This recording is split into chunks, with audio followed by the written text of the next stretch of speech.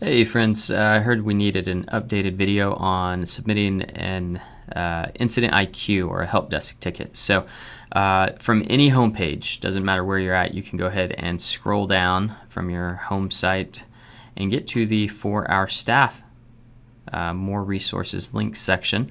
And then there is Incident IQ Help Desk. If you prefer, I would always go to my bookmark. So bookmark it, and then there it is, IIQ, single click, and I go there.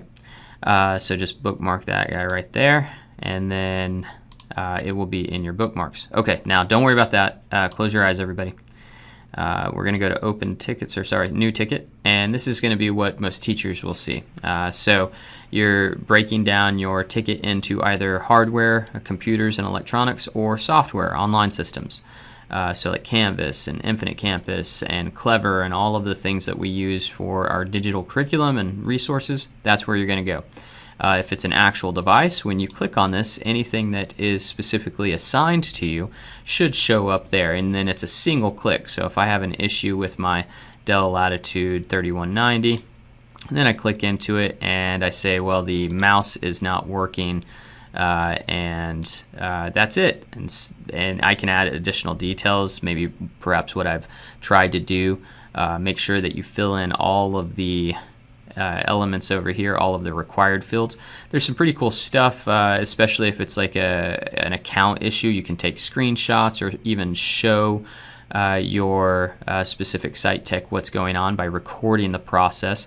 And then once you're done, you simply submit ticket. Now, there are a couple things you want to make sure that you do, especially if you're submitting an account issue.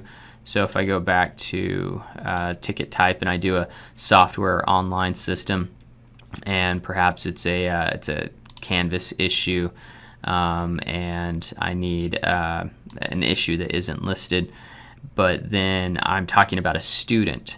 If I put any student information, does this ticket contain protected student information, such as their ID number, their email, whatever it might be?